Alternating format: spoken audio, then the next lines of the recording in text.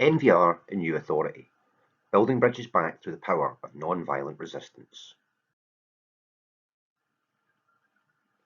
This session is an overview of the NVR approach for the supporters that you've identified and recruited. We'll be running through the key points of the NVR approach and suggesting specific things that your supporters can do to help. The first concept that we'll be discussing today is authority. Now, there are different types of authority. You may be familiar with old authority, where adults say, "Do as I say." You might also be familiar with liberal authority, where the adult essentially says, "Do what you like." In an NVR approach, we promote new authority. This is strong, resilient, and compassionate care that guides our children in the most responsible and thoughtful ways. The key is demonstrating reasonableness. Old liberal authority systems miss the point that we cannot control, but we can influence. The bullet points in this slide describe a confident, conscious, and compassionate adult who demonstrates resilience and reasonableness as values to live by. New authority is about presence, self-control, influence, relationships, strength, resistance and restoration, getting what's right for everyone, being persistent, choosing when to act, and shared responsibility. The second concept that we'll cover are the 4 pillars of NVR. New authority is based on these 4 pillars of non-violent resistance: resist, persist, unite, and repair. We will now consider the new authority essentials. Self-care, or looking after yourself.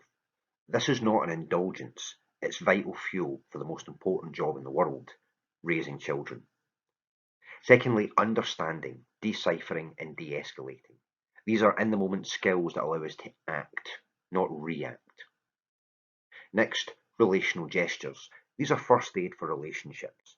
They're absolutely not linked to positive or negative behaviours, but instead strengthen relationships and facilitate the tough stuff. The next concept are small basket behaviours. This is where we ask parents to focus on 1 or 2 key behaviours. It's about picking the battles.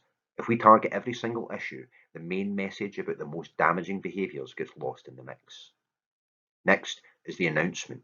This is a formal declaration of unconditional love that accurately names damaging behaviours and gives a good reason for them to stop. For example, being a happier family.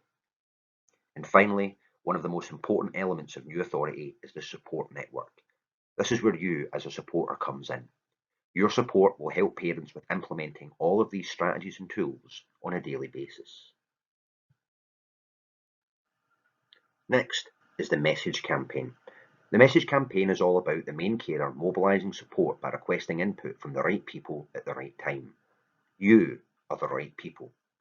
Now, it is important this is led by the main carer, as we're always looking to raise our parental presence as a protective factor against the trials and tribulations we and our young people must endure from time to time. In a message campaign, supporters are notified of something by the parents. The young person is then made aware that the parent is no longer alone and that a number of people are concerned about them. The messages that you send as a supporter can take the form of a text, card, email, passing comment, whatever works in your relationship. When taking part in the message campaign, we recommend the 3-part message: knowing, I know what happened; opinion, I think and or feel; and non-shaming, reinforcing the care that we have for these young people.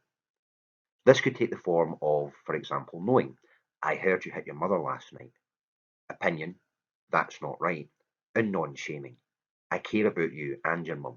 You're still a good person and I'm here to help. Remember, it's not just the bad times that we comment on as supporters. The balance of connection and correction only works when we build children's sense of worth by noticing and appreciating their strengths. An appreciation message again takes a 3-part format. Knowing, for example, I noticed you helped with cleaning up the house. Opinion, you did an awesome job. Non-shaming, I hope you don't mind me saying that. I just wanted to let you know that what you did is appreciated.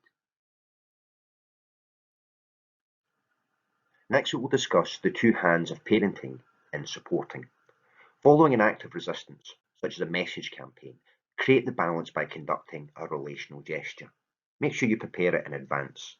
This is all about connection versus correction again. As long as those small basket behaviours that we've identified are consistently addressed, you literally cannot do too many relational gestures. Every relational gesture strengthens the bond that allows us to communicate with the child's shield of shame unable to distort the message. The end goal of the NVR approach is to build new authority and parental presence. This is done through acts that consistently convey messages that we're here to stay. We won't stop being your parents, we won't be discounted, ignored or shaken off, and we won't let you hurt us, others or yourself. And of course, that we love you. As a supporter, a parent may ask you to assist with a sit-in. Sit-ins are about sitting with the child, making a brief statement and waiting for a young person to come up with an idea to solve the issue.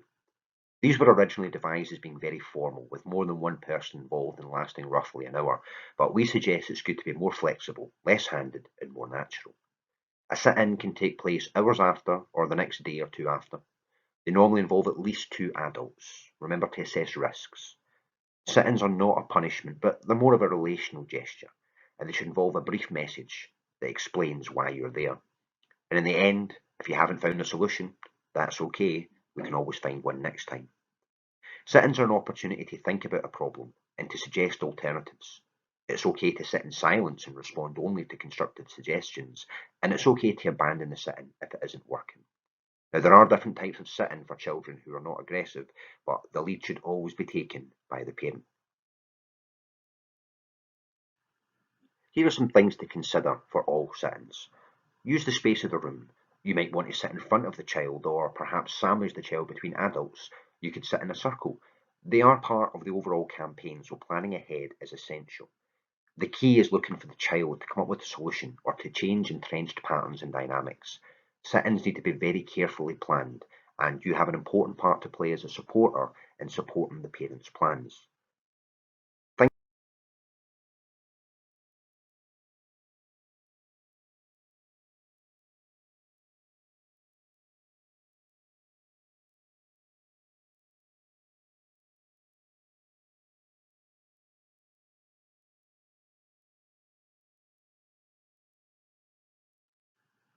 The last thing we'll ask you to consider today as a supporter is systemic mirroring.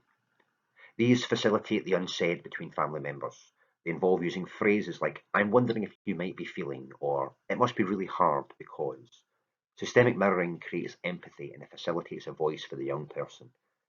It's a really good way to support the sit-in or really just any interaction with the child. A really useful approach when shame is involved. It basically helps to regulate feelings and enhance relationships. It helps to say, I see you and you are not alone. Relationships can become better attuned through systemic mirroring. By using systemic mirroring, you can assist a child to find their voice. You can help to re-establish connections and regain lost empathy for the child.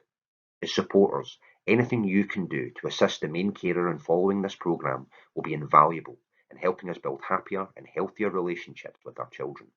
Remember, it takes a whole village to raise a child, and you can be part of this.